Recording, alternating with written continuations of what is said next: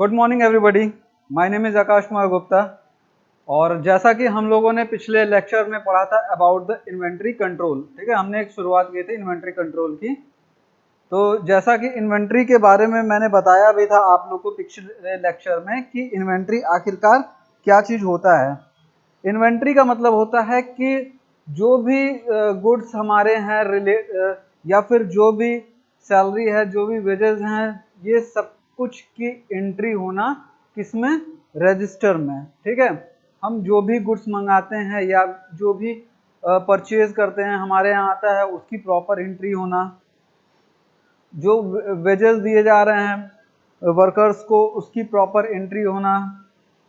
या अगर कोई प्रोडक्ट हमारे यहाँ से मतलब कि मैन्युफैक्चरर के यहाँ से जा रहा है तो उसकी प्रॉपर एंट्री होना।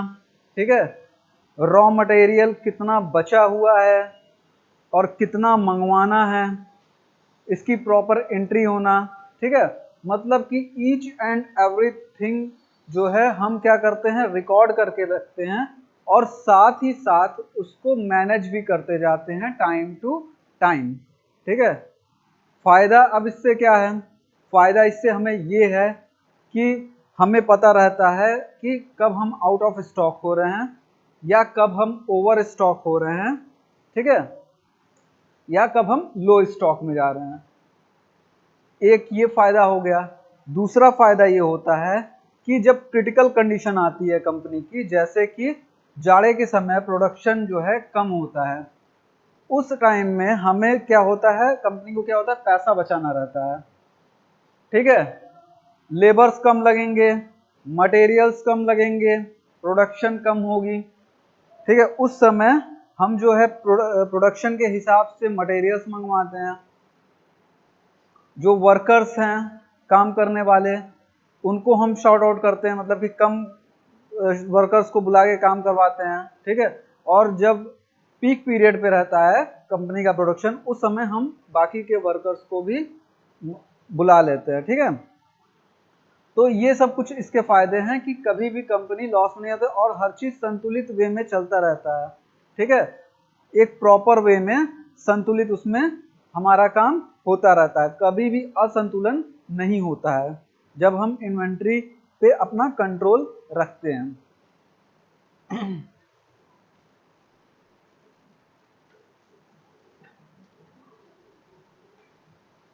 एक और फायदा बताए थे कि डिमांड, जब मान लीजिए कि अगर किसी कंपनी को मार्केट में बने रहना है, तो उसके लिए जो कस्टमर का डिमांड है ऑन द टाइम, उसको उसके डिमांड को मतलब कि प्रोडक्शन हमें तुरंत का तुरंत देना है। अगर हमें प्रोडक्शन तुरंत का तुरंत देना है या मतलब कि जिस कंपनी को प्रोडक्शन तुरंत का तुरंत, तो उसको क्या करना पड़ेगा, वो रॉ मटेरियल्स पहले से अपने यहाँ मंगवा के रखना पड़ेगा। ठीक है, स्टॉक में, ताकि जब भी कस्टमर की डिमांड आए वो एज क्विकली एज तुरंत वो प्रोडक्शन कर सके और कस्टमर तक उस सामान को पहुंचा सके। ठीक है, तो ये सबसे पहले हो गया ऑन डिमांड। दूसरा फिर हम बताए थे कि क्वांटिटी जो है उसी मात्रा में मंगाते हैं जिससे कि हमारा मनी ब्लॉक नहीं होता है। ठीक है, हमें 5 किलो की जरूरत है तो हम 5 किलो ही मंगवाएंगे। तीसरा मैंने बताया था प्रॉपर प्लानिंग हो जाती है, मेंस की, मटेरियल्स की, मशीन्स की। ठीक है, इन सब की प्रॉपर प्लानिंग होती है।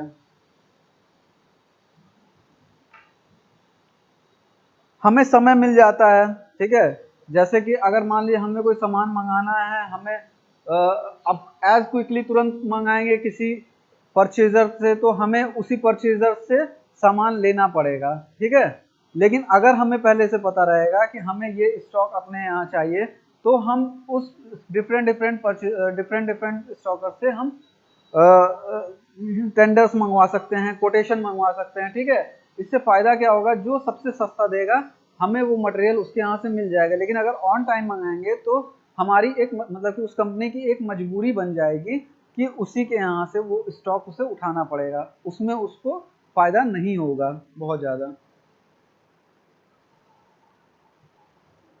और जो मान लीजिए कि कंपनी में छोटे सामान हैं, ठीक है, उनकी चोरी भी कम हो जाती है क्योंकि हम प्रॉपर उसे कोड दे देते हैं। ठीक है, हर एक सामान को हम कंपनी के एक कोड दे देते हैं और अगर वो कोड मतलब कि अगर वो सामान मिस होता है तो फिर उस डिपार्टमेंट से रिलेटेड पर्सन से हम क्वेश्चन पूछ सकते हैं, या फिर अगर कोई सिक्योरिटी कैमरा वहां लगा हुआ है तो हम उसमें प्रॉपरली चेक कर सकते हैं कि आखिरकार वो सामान जो कीमती सामान है वो गया कहाँ। ठीक है, तो ये कुछ फायदे थे जो हमें इन्वेंट्री से मिलते हैं। आज हम क्या बात करने वाले थे कि इन्वेंट्री कंट्रोल के डिफरेंट डिफरेंट मेथड्स कौन से हैं। ठीक है, जरूरी नहीं है कि हम एक ही मेथड को लेकर चलें, कई सारे मेथड इसके होते हैं। पहला तो आज हम डिस्कस करने जा रहे हैं methods of inventory control.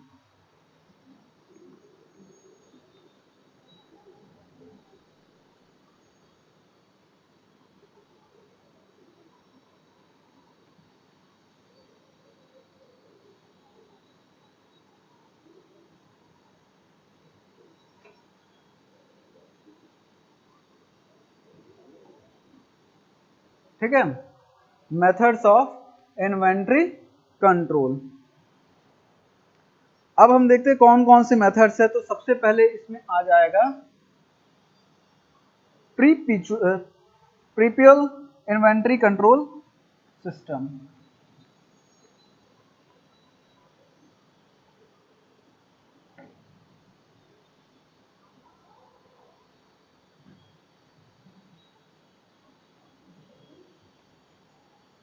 प्रीपैक्चुअल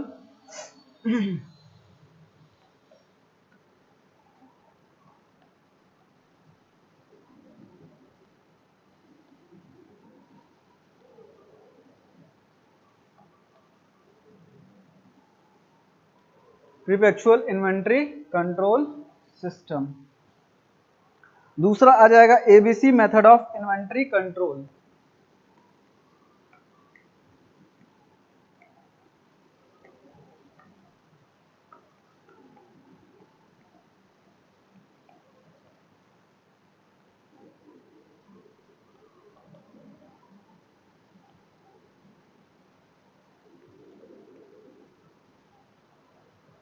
Wade analysis,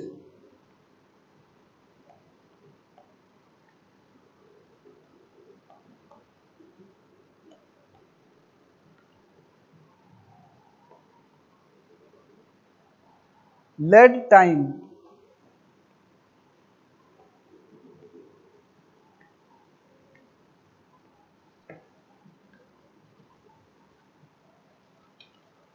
stock levels,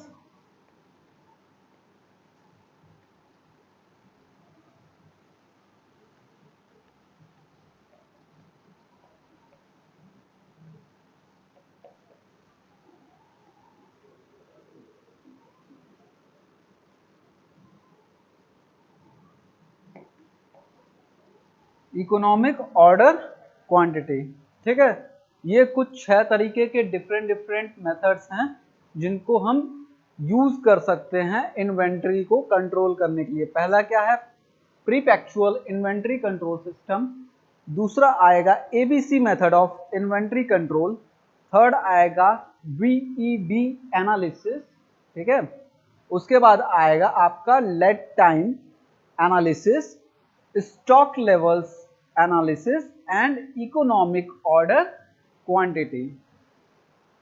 अब हम एक एक करके हर उसके बारे में, मेथड्स के बारे में डिटेल में पढ़ेंगे। तो सबसे पहले कौन सा आ रहा है, perpetual inventory control system. Perpetual inventory control system आखिरकार क्या कहता है।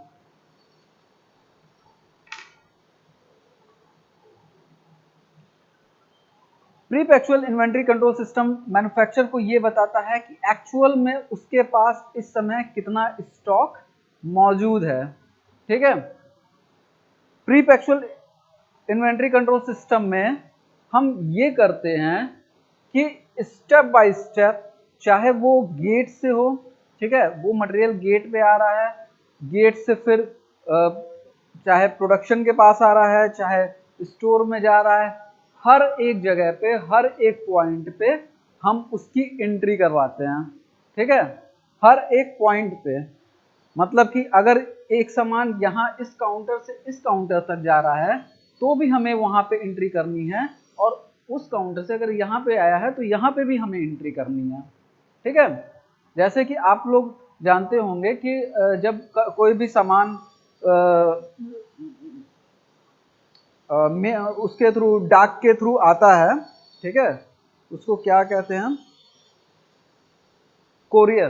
ठीक है, जब कोई भी कोरियर हमारे पास आता है तो उस कंडीशन में क्या होता है, हमें प्रॉपर इंफॉर्मेशन मिलती रहती है कि आपका जो सामान है यहाँ से निकल चुका, यहाँ ऑफिस पे पहुंचा, ठीक है, इस ऑफिस के बाद इतने समय पे इतने टाइम पे डिलीवरी के लिए निकल गया, ठीक है, और आप तक इतने बजे तक पहुंच सकता है। ठीक है, एग्जैक्ट टाइम नहीं देते लेकिन पहुंच सकता है, एक रेंज बता देते हैं।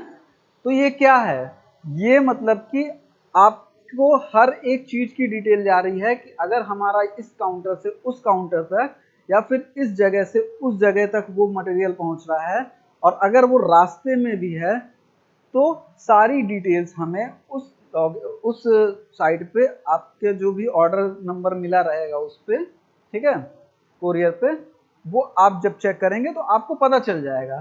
ठीक है, यही क्या होता है, परपेचुअल इन्वेंट्री कंट्रोल सिस्टम कहलाता है, जिसमें आपको पर मतलब कि पर काउंटर पे आपको एंट्री करनी ही करनी है उसकी। आइए एक बार अब डिटेल में देखते हैं। This system enables the manufacturers to know about the actual position of materials। ठीक है, सबसे पहले तो मटेरियल की पोजीशन कहाँ है इस समय, ये मैन्युफैक्चरर को पूरी तरह से पता होता है। Available in stores without undergoing the difficult task of physical stock verification। अब अगर हमें एक सुई भी ढूंढनी है, ठीक है, उस मैन्युफैक्चरर को एक सुई भी ढूंढनी है, तो अगर उसके पास पहले से प्रॉपर एंट्री रहेगा कि हाँ वो सुई बाहर से आया और उसने उसकी गेट पे एंट्री हुई, गेट के बाद वो स्टोर में आया, स्टोर के बाद वो कहीं परचेज डिपार्टमेंट या प्रोडक्शन में कहीं गया, ठीक है, तो उससे अगर हर जगह उसकी एंट्री हुई रहेगी तो उसे प्रॉपर पता रहेगा। अब उसे वो सुई ढूंढने के लिए फिर से वेरीफाई नहीं करना पड़ेगा कि हाँ ढूंढो कि वो सुई कहाँ रखी हुई है। ठीक है, under this system proper examination with regard to receipt issue and balance of material in hand is being done।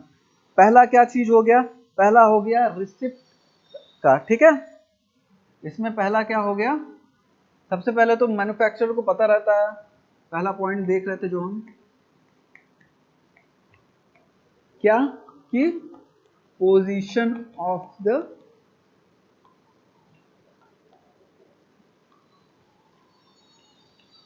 Material. ठीक है, क्या पता है आखिरकार मैन्युफैक्चरर को कि उस मटेरियल की पोजीशन कहां पर है। दूसरी बात ये क्या कह रहा है कि, दूसरी बात कह रहा है कि रिसिप्ट इशू।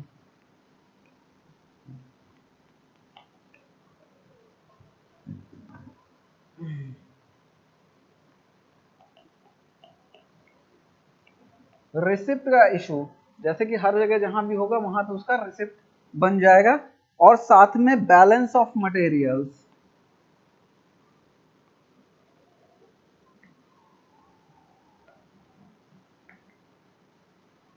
ठीक है, ये दोनों चीजें क्या होती हैं, इनका proper time to time examination होता रहता है। ठीक है, इनका proper time to time examination होता रहता है।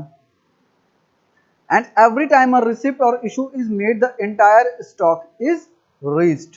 ठीक है, फिर से पढ़ देते हैं। Under this system proper examination with regard to receipt issue and balance of material in hand is being done, and every time a receipt और issue is made the entire stock is reached. ठीक है, जैसे ही हम receipt issue में आएंगे हमें पता चल जाएगा कि हमारे पास कितना स्टॉक है या फिर कितना स्टॉक नहीं है। However, the success of this system depends on the proper implementation of the process of continuous stock verification। मतलब कि इसका सक्सेस किस पे डिपेंड करता है कि हम कॉन्टिन्यूसली जो प्रोडक्ट्स आ रहे हैं या फिर जो प्रोडक्ट्स जा रहे हैं कंपनी से, उनको हम कॉन्टिन्यूअली एग्जामिन करते रहें, उनका जो रिसिप्ट है वो हमेशा हम वेरीफाई करते रहें, जो उसका स्टॉक है वो हमेशा वेरीफाई करते रहें। ठीक है, तो क्या जरूरी है? Continuity of stock verification. और इसके लिए हमें क्या चाहिए? इसके लिए हमें चाहिए लोग। अगर इस काउंटर से उस काउंटर पे जा रहा है तो हमें इस काउंटर पे भी एक पर्सन चाहिए जो उसकी डाटा एंट्री करेगा, और अगर इस काउंटर पे वो सामान आ रहा है तो हमें भी यहाँ एक पर्सन चाहिए, एक कंप्यूटर चाहिए, ठीक है, जो उसकी एंट्री यहाँ पे करेगा। स्टॉक वेरिफिकेशन में बी डन वीकली, मंथली और ईयरली। ठीक है, स्टॉक साथ में एंट्री जब होती है तो उसका वेरिफिकेशन भी हमेशा होना ही चाहिए। जैसे कि अगर हम डेली कोई सामान आ रहा है, हम उसकी एंट्री कर रहे हैं, ठीक है, लेकिन डेली हमारी हो रही है, लेकिन इसकी वेरिफिकेशन तो नहीं कोई करने आ रहा ना। इसका अगर वेरिफिकेशन नहीं होगा तो इसमें कुछ अगर घपला भी होगा तो हमें पता नहीं चल पाएगा। तो वीकली, मंथली या फिर ईयरली, जैसा भी कंपनी के नॉर्म्स हों उसके हिसाब से इसका वेरिफिकेशन होना चाहिए। जो भी एंट्रीज की जा रही हैं तभी प्रॉपरली हमें पता चलेगा कि जो काम हो रहा है कंपनी में वो सही तरीके से हो रहा है कि नहीं हो रहा है। ठीक है, कोई घपला तो नहीं हो रहा उसमें। The work is more simplified if the data is feed to the computer. हालांकि इस समय टेक्निकल चल रहा है सब कुछ, अगर हम सारे डाटा कंप्यूटर पे फीड करेंगे तो हमें ये जो मैनुअल तरीके से लिखने की जरूरत पड़ती है। अब मान लीजिए कि कंप्यूटर पे सब कुछ चीजें हैं, ठीक है, हम उससे प्रिंट आउट भी निकाल सकते हैं, हार्ड कॉपी भी निकाल सकते हैं, हमारे पास सॉफ्ट कॉपी में भी रहेगा। लेकिन अगर हम सिर्फ रजिस्टर में उसको नोट करते हैं तो मे भी हो सकता है इन द केस कि आग लग जाए या फिर कुछ ऐसा दिक्कत आ जाए, भीग जाए, ठीक है, बाढ़ आ गई, वो रजिस्टर भीग गया तो हमारे पास डॉक्यूमेंटेशन नहीं रह पाएगा। लेकिन अगर वो हमारे सॉफ्ट कॉपी में, अगर वो इंटरनेट पे है तो हम जब चाहें तो उस डाटा को रिकॉल कर सकते हैं। The balance of each item can be obtained as and when desire. अगर वो कंप्यूटर पे है तो एज सिंपल है कि हम जब भी चाहेंगे जो डाटा है वो हम सिंपल फॉर्म में, सिंप्लीफाइड फॉर्म में उसको पा पाएंगे। जैसे कि अगर मान लीजिए कि किसी का एक्सपायरी डेट हमें चेक करना है, ड्रग्स है, ड्रग्स का किसी का एक्सपायरी डेट चेक करना, तो हम अगर उसको कैटेगरी वाइज कर देंगे कि हाँ एक्सपायरी के जितने भी ड्रग्स हैं वो दिखाओ, तो हमें जितने भी एक्सपायरी के ड्रग्स रहेंगे वो एक साथ दिख जाएंगे। हमें बार बार हर फोल्डर में जाने की जरूरत नहीं पड़ेगी, ठीक है, या हर दवा को खोजने की जरूरत उस तरह से नहीं पड़ेगी। अब एडवांटेजेस देख लेते हैं इसका। एडवांटेजेस क्या है? परपेचुअल कंट्रोल सिस्टम का, on account of continuous stock verification the balance in stock can be known. ठीक है, अगर हम रेगुलरली वेरिफिकेशन करते रहेंगे तो हमें ये पता चलता रहेगा कि हमारे स्टॉक में कितना बैलेंस है। ठीक है, हमारा स्टॉक कितना बैलेंस्ड है, कितना सामान हमें चाहिए या कितना सामान हमें नहीं चाहिए। ठीक है, ईयरली, वीकली या फिर मंथली, जैसा मैंने बताया ना कि जैसा उनका नॉर्म्स हो। It is helpful in formulating paper purchase policy since position of stock is known. A detail and more reliable check is obtained. ठीक है, मतलब कि जो भी काम हम करते हैं वो उसका हमें पूरा डिटेल मिलता है, और रिलायबल मतलब कि ऑथेंटिक रहता है। ठीक है, मतलब कि ऐसा नहीं है कि अगर हम मतलब कि मैनुअली उस चीज को मैनुअली कुछ गड़बड़ कर रहे हैं, जो भी चीज है ऑन द स्पॉट करंट मिल रहा है हमें। Errors and shortages of stock are readily discovered and efforts are made to avoid the shortage in future। ठीक है, अगर कोई गलती भी हो रही है या फिर किसी तरह का शॉर्टेज हो रहा है उसमें, तो हम उसको तुरंत पकड़ लेते हैं, और इससे हमें क्या फायदा होता है, हम उस एरर को इन फ्यूचर दूर कर सकते हैं। ठीक है, गलती करना कोई गलत बात नहीं है, लेकिन गलती को सुधार ना करना बहुत गलत बात है। ठीक है, अगर गलती पकड़ में आ भी रही है तो हम उसको ऑन द स्पॉट सुधार कर सकते हैं, जिससे हमें फ्यूचर में फायदा ही होगा। ठीक है, हम उस गलती को दोबारा नहीं करेंगे। Continuous stock verification will make the storekeeper more vigilant and efficient। अपना काम और efficiently और 100, जैसे कि अगर टेक्निकल चीज़ों की वजह से 90% कोई काम हो पा रहा है, 100% काम नहीं हो पा रहा है। तो अगर हम स्टॉक वेरिफिकेशन प्रॉपरली करते रहेंगे तो हम इफिशिएंटली वर्क कर पाएंगे, या फिर जो स्टोर कीपर है वो इफिशिएंटली उस वर्क को कर पाएगा time to time. Capital investment in material will be under control. ठीक है, जो कैपिटल इन्वेस्टमेंट लग रहा है कंपनी का चीज़ों को खरीदने में या फिर चीज़ों को मैनेज करने में, इक्विपमेंट्स को मंगाने में, मटेरियल्स में, सारी चीज़ों में, तो उसमें हमें फ़ायदा मिलता है। ठीक है, और सब कुछ अंडर कंट्रोल रहता है। It makes available correct stock figures for claims to be lodged with the insurance company in case of damage. ठीक है, अगर मान लीजिए ऐसा हो जाए कि किसी कंपनी में आग लग जाती है, ठीक है, या कोई आपदा आ जाती है जिसकी वजह से उस कंपनी का जो स्टॉक है वो धाराशायी हो जाता है या फिर खराब हो जाता है, तो उस कंडीशन में क्या होगा, कंपनी को हाई लॉस से गुजरना पड़ेगा, जो कि सही नहीं है।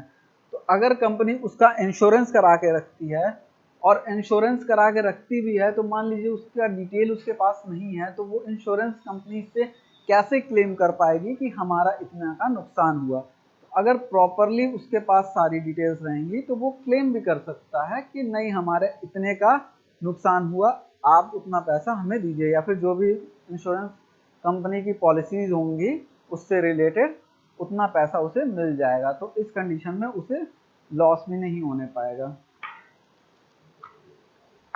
अब नेक्स्ट आते हैं ABC method of inventory control.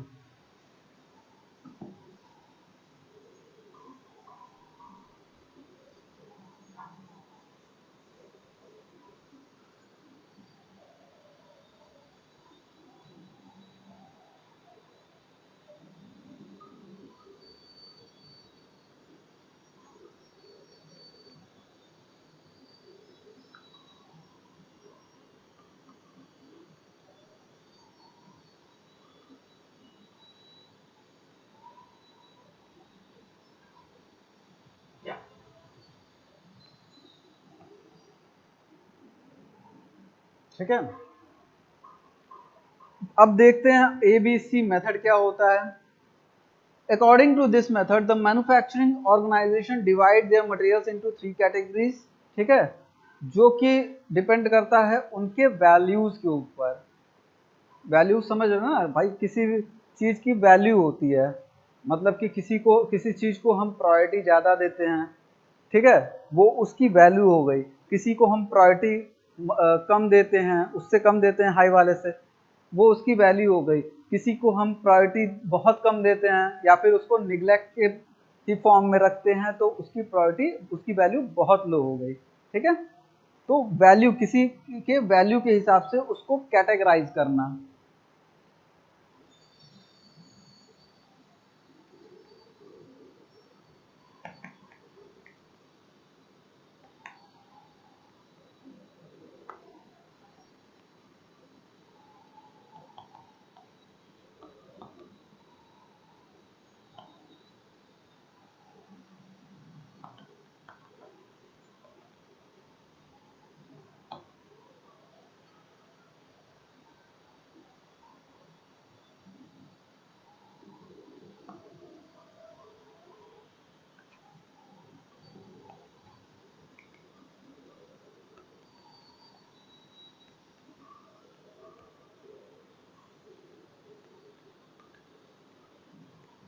ठीक है, 3 कैटेगरी में डिवाइड किया गया है। कौन कौन से? ए वाले में हम किसको रखते हैं, जो ग्रुप ए होता है। ए बी सी का मतलब ये हो गया कि ग्रुप ए, ग्रुप बी और ग्रुप सी। ठीक है, ग्रुप ए में हम किसको रखते हैं, जो कि कॉस्टली आइटम्स होते हैं। ठीक है, जो कि कॉस्टली आइटम्स होते हैं। अब मान लीजिए किसी को पूरा 100% कोई कुछ चीज़ें हैं किसी कंपनी में, ठीक है, कोई प्रोडक्ट है या कोई फुल रॉ मटेरियल्स हैं, उसमें से एट लीस्ट जो बहुत ज़्यादा प्रायोरिटी में होंगे, जो कॉस्टली होंगे, उनमें से 10 से 20% तो कॉस्टली होने ही होने हैं, ठीक है। इन्हीं 10 से 20% को हम क्या करते हैं, डिवाइड कर देते हैं अलग, मतलब कि ग्रुप ए में डाल देते हैं। ऐसे कि आप पहले देखते होंगे ना कि जो अच्छी मतलब कि अच्छी टीम्स रहती हैं उनको ग्रुप ए में डाला गया, जो ऐसे मतलब कि एक एग्जांपल दे रहे हैं कि ग्रुप ए में डाला गया। ग्रुप ए का मतलब जो कॉस्टली आइटम्स है वो ग्रुप ए में जाएंगे। ये हो गए 10 से 20%, या मान लीजिए सॉरी 10 से 20 नहीं, ये मान लीजिए 20 से 30% कर देते हैं, ठीक है, क्योंकि कॉस्टली आइटम्स कई कंपनी में ज़्यादा होते हैं। And represent 50% of total value of store, ठीक है। 20 to 30% होते हैं और रिप्रेजेंट करते हैं 50% ऑफ द स्टोर मटेरियल, ठीक है, ये होता है। ग्रुप बी क्या होता है,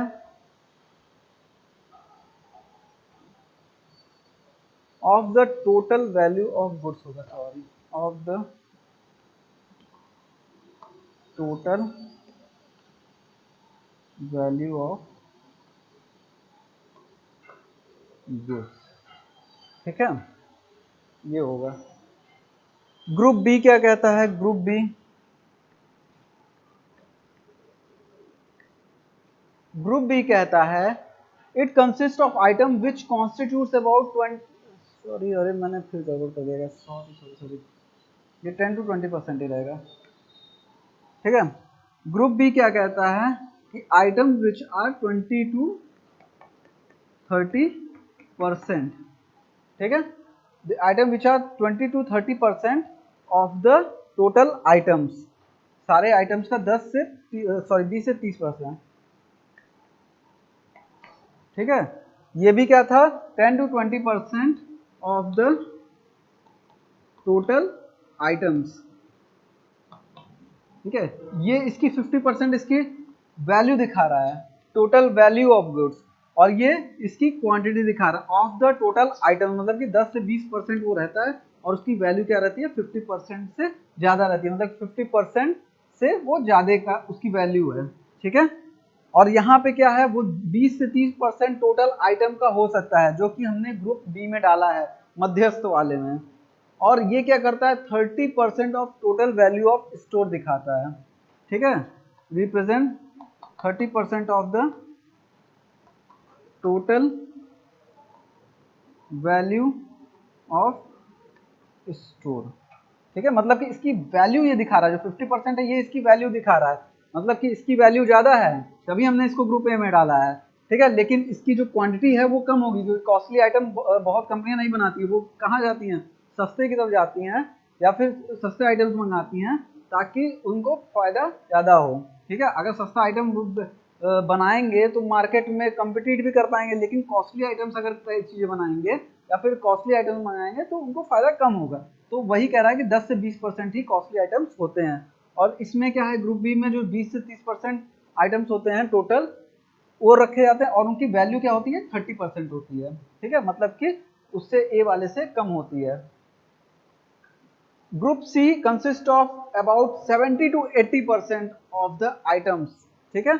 अभी तक हमने क्या देखा, अभी तक हमने देखा कि 10 से 20% ए वाला, 20 से 30% बी वाला, और ये ग्रुप सी कितने होता है, ग्रुप सी कितना होता है, 70 से 80% ऑफ टोटल आइटम्स, ठीक है। अरे भाई जो भी है कंपनी, वो हमेशा अपने यहाँ चाहेगी कि उसके यहाँ 2 पैसा कमी का सामान आए, ठीक है, क्वालिटी भी बढ़िया हो और सामान भी हमें कम दाम में मिल जाए, ठीक। बट हैविंग ओनली 20% और less percentage of total value because they are cheaper items, ठीक है। इसका 30% था और इसका कितना है, 20% या 20% से और लेस देन 20% वैल्यू, ठीक है। इसकी वैल्यू कितनी है, 20%, क्यों, क्योंकि ये चीपर आइटम्स हैं, ठीक है, इसीलिए इनकी क्वांटिटी ज़्यादा है, इनकी क्वांटिटी देखिए, दोनों में अंतर समझिएगा। ये क्वांटिटी इनकी ज़्यादा है लेकिन वैल्यू जो है हमेशा कम रहेगी, ठीक है। इसकी क्वांटिटी कम है, ये क्या है, क्वांटिटी है ए वाले की, लेकिन इसकी वैल्यू ज़्यादा है। इसका भी मध्यस्थ वाला जो ग्रुप भी है उसमें क्या है, क्वांटिटी कम है लेकिन फिर भी इसकी जो वैल्यू है वो सी से ज़्यादा है, ठीक है। तो इस तरह से हम कैटेगराइज करके रखते हैं।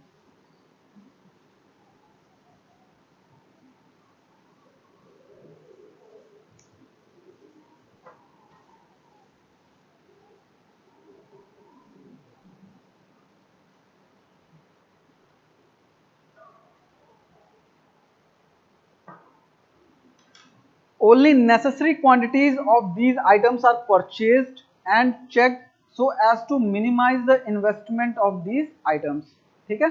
हम बहुत जो खरीदारी करते हैं इन चीज़ों की वो काफ़ी मिनिमाइज तरीके से करते हैं, इसमें मतलब कि काफ़ी कम इन्वेस्टमेंट लगा के करते हैं और अकॉर्डिंग टू देयर प्रायोरिटी, ठीक है। Group B items are given a reasonable care whereas Group C is only given a routine care, ठीक है। जो ग्रुप बी आइटम्स होते हैं हम उनको क्या कहते हैं, रीजनेबल केयर देते हैं, ठीक है।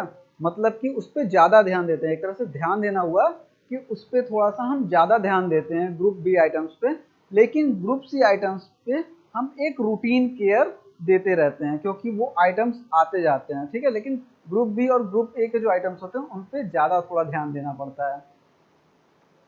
इसका कैलकुलेशन भी है। कैलकुलेशन क्या है, annual demand into item cost per unit, ठीक है। ये होता है इसका कैलकुलेशन, ठीक है। इस तरह से हम इसको कैलकुलेट आउट करते हैं। स्टेप्स देख लेते हैं, स्टेप्स हम किस किस तरह से करते हैं एबीसी का।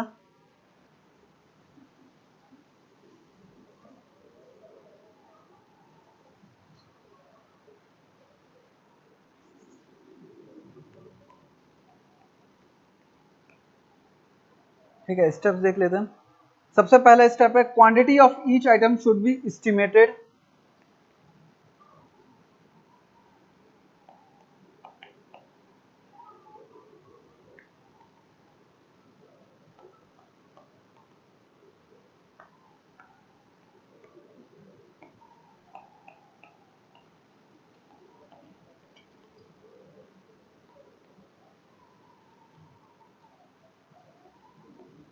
ठीक है, दूसरा है money value of item should be calculated.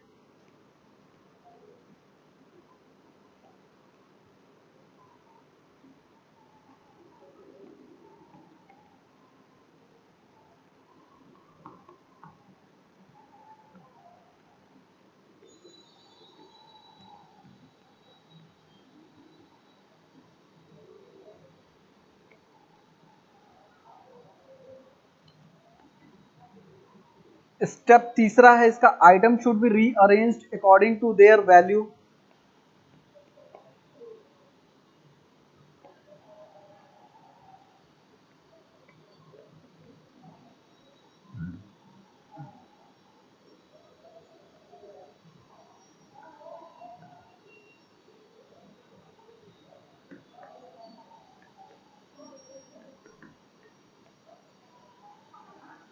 ठीक है, चौथा स्टेप क्या हो जाता है इसका, running total of value and quantity and their percent of total should be rearranged according to their value. ठीक है, अब हम इसको कहाँ क्या कैसे डिवाइड करना शुरू कर देते हैं, according to their value and their quantity. ठीक है,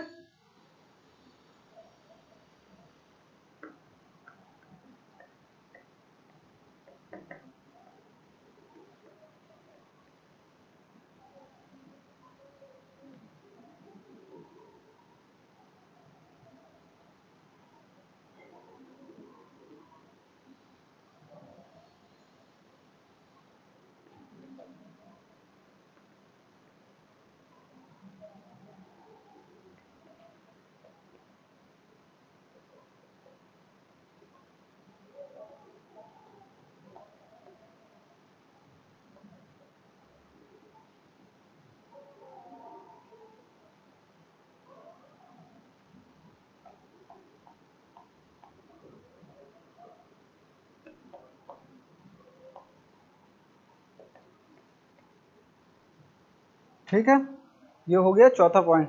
रनिंग टोटल ऑफ वैल्यू, ठीक है, and quantity and their percent to total should be rearranged according to their value. ठीक है, हम दोनों के हिसाब से देखते हैं, क्वांटिटी के हिसाब से और उसके वैल्यू के हिसाब से, और लास्ट में हम उसको फिर से रीअरेंज करते हैं अकॉर्डिंग टू देयर वैल्यू। ठीक है, जैसे ABC है तो जान ही रहे हैं कि कॉस्टली आइटम्स को हम कॉस्टली आइटम्स की बात कर रहे हैं तो वैल्यू पे ही हम ज़्यादा ध्यान देंगे।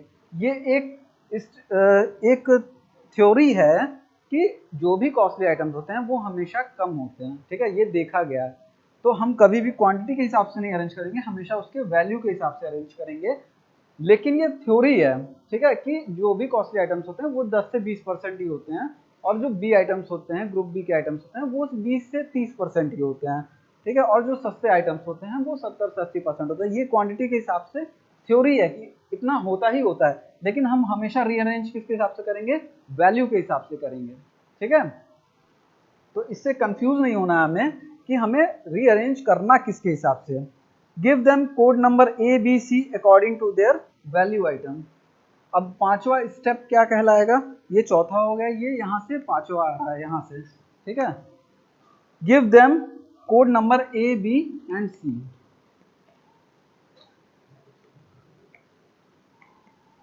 Code number A, B and C किसके हिसाब से, according to their value, according to their value. ठीक है, ये हमारा हो गया।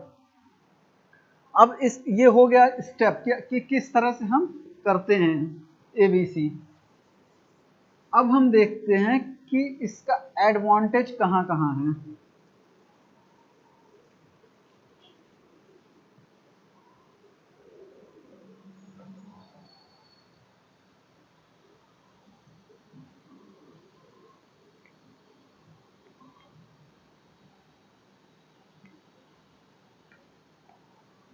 ठीक है, हम देखते हैं इसका एडवांटेजेस कहाँ क्या है। It ensures better control over costly item. जो कॉस्टली आइटम्स होते हैं उन पे हमारा जो है कंट्रोल हो जाता है। ठीक है, क्योंकि कॉस्टली आइटम्स रखने का मतलब क्या है कि भाई पैसा लगता है ज़्यादा।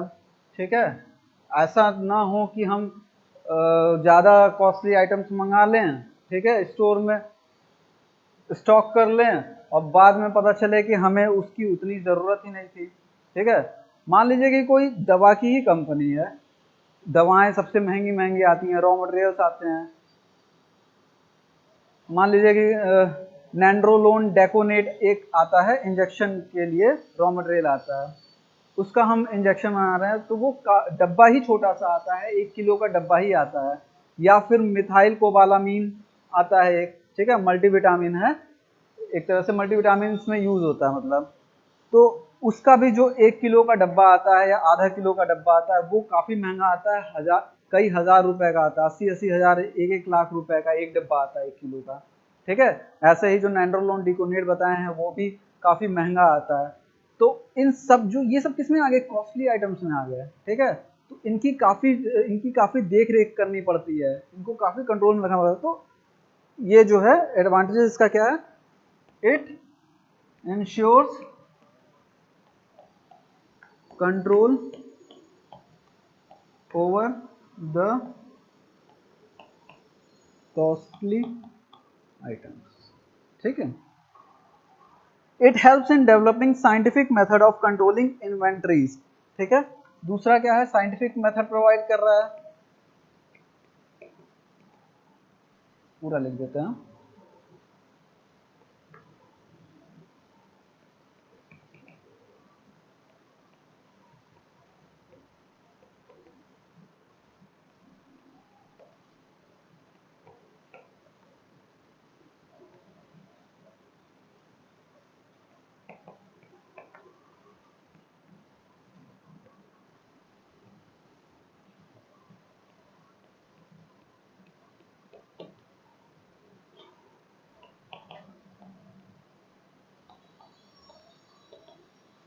ठीक है, एक तरह से एक साइंटिफिक मेथड प्रोवाइड कर रहा है कि किस तरह से हम इन्वेंट्रीज को कंट्रोल कर सकते हैं। तीसरा है, it helps in maintaining the stock in a better way.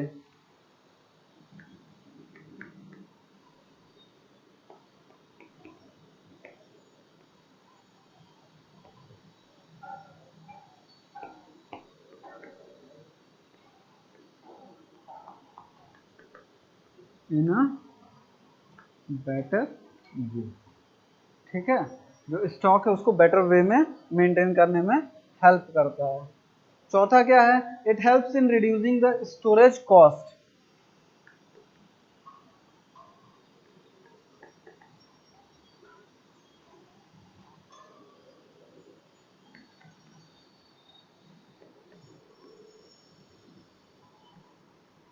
किस तरह से हेल्प करता है, क्योंकि अगर हम बहुत ज़्यादा सामान मंगाएंगे नहीं, ठीक है, हमारे पास कॉस्टली आइटम्स कम आएंगे, जो बी ग्रुप वाले हैं वो उससे थोड़ा ज़्यादा आएंगे, या सी ग्रुप वाले कम आएंगे, तो हमारे पास स्टॉक रखने का बहुत ज़्यादा तामझाम नहीं रखेगा और उसको मेंटेन भी करने का बहुत ज़्यादा तामझाम नहीं रहेगा। जितनी ज़रूरत है उतना ही स्टॉक हमारे पास आएगा, ठीक है, तो उसको जो रख रखाव की दिक्कत आएगी वो भी हमें नहीं करना पड़ेगा। It helps in maintaining enough stocks of group A B and C items, ठीक है, मतलब कि ज़्यादा से ज़्यादा हम ए ग्रुप में जो जितना सामान चाहिए ज़्यादा से ज़्यादा रख सकते हैं, ठीक है, जितना ज़रूरत है। बी ग्रुप का भी यही है, सी ग्रुप का यही है, तो मतलब कि मेंटेन रहेगा हमारा जो स्टॉक है। ऐसा नहीं है कि बहुत ज़्यादा कम हो भी रहेगा हमारे पास, या फिर बहुत ज़्यादा मात्रा में रहे, तो एक बैलेंस बना रहेगा, ठीक है। तो आज हम लोगों ने क्या क्या पढ़ा अबाउट द इन्वेंट्री कंट्रोल, ठीक है। इन्वेंट्री कंट्रोल में फिर हमने पढ़ा आगे मेथड्स के बारे में। मेथड्स जो थे वो 6 तरीके के होते हैं, ठीक है। अब उन 6 मेथड्स में से हमने जो है 2 के बारे में पढ़ा।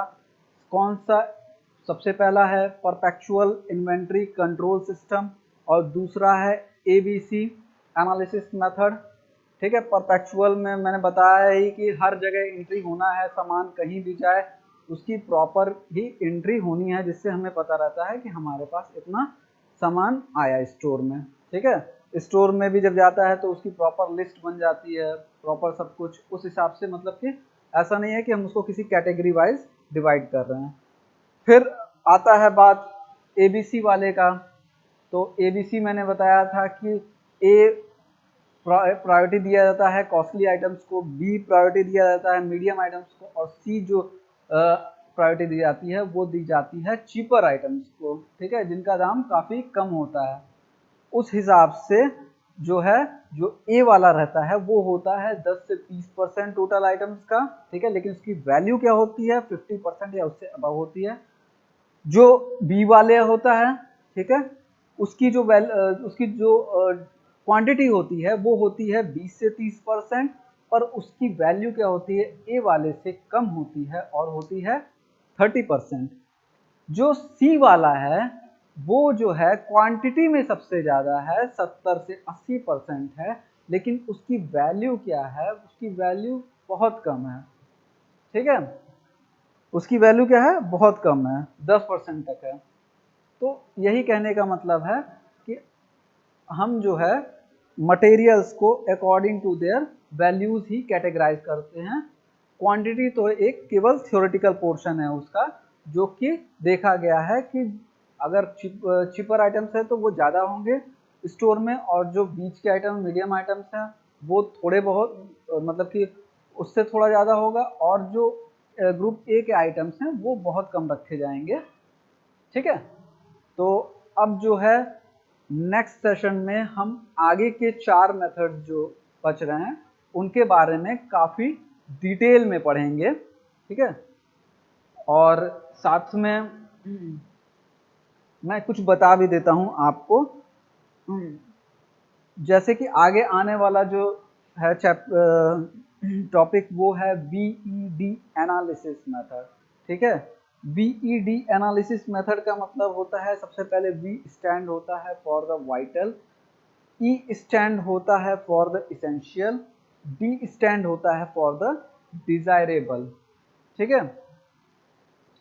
ज़्यादातर जो यूनिट्स हैं उनमें यही सिस्टम यूज होता है, जो बीईडी, ठीक है। अब इसके बारे में फर्दर जो कुछ डिटेल्स हैं वो नेक्स्ट सेशन में हम लोग डिस्कस करेंगे। तब तक के लिए थैंक यू।